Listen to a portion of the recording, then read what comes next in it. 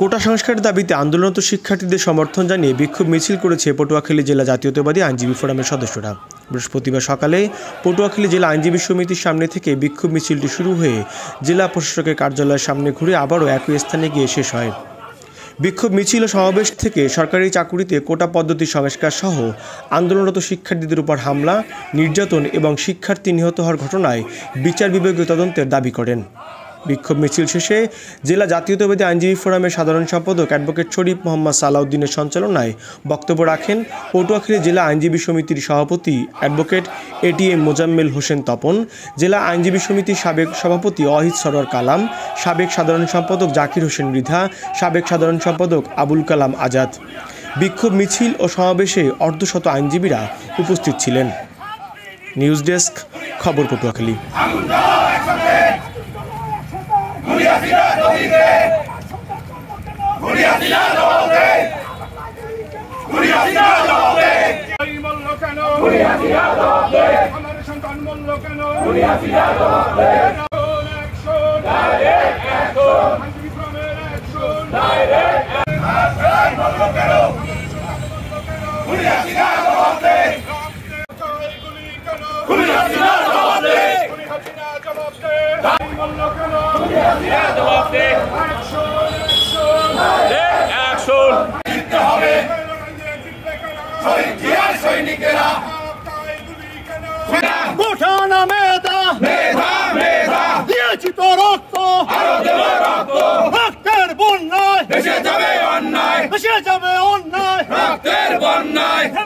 আপনারা ইতিমধ্যে সকলেই অবগত আছেন, সারা বাংলাদেশের সকল সাধারণ শিক্ষার্থীরা, আমাদের সন্তানেরা, আমাদের ছোট ভাইয়েরা, তারা তাদের ন্যায্য দাবি আদায়ের লক্ষ্যে, কোটা সংস্কারের আন্দোলনের লক্ষ্যে সারা বাংলাদেশে তারা এই দাবি আদায়ের আন্দোলন চালিয়ে যাচ্ছিলেন শান্তিপূর্ণভাবে এবং নিরস্ত্রভাবে।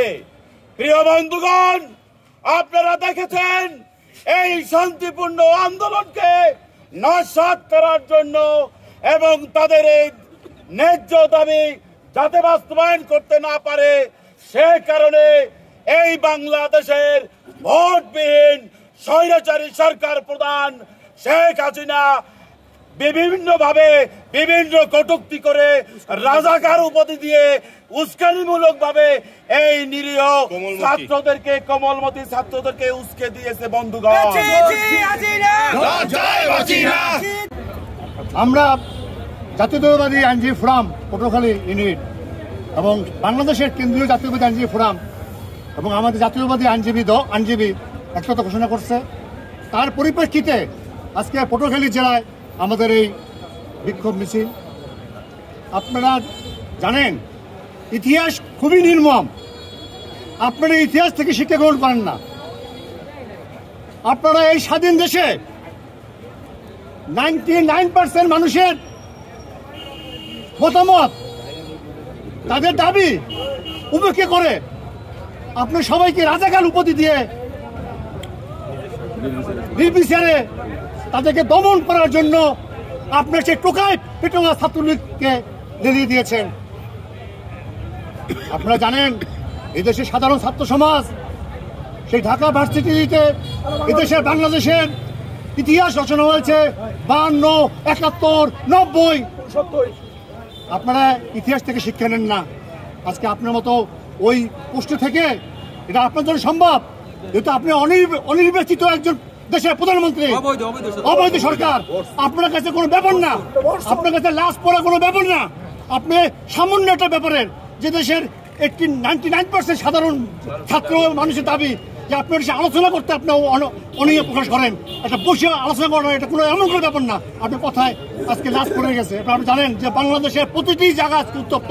আমাদের শান্ত পটুয়াখালী শহর, এখানে সর্বোচ্চ শিক্ষাপীঠ পটুয়াখালী মেডিকেল কলেজ, সেখানে আপনার টোকায় ঢুকাইয়া হলের ভিতরে ঢুকাইয়া আপনি মারপিট করেছেন, জুবলি স্কুলে মারপিট করেছেন। সুতরাং এইভাবে কখনো জোর করে এই আন্দোলনকে আপনারা প্রতিহত করতে পারবেন না।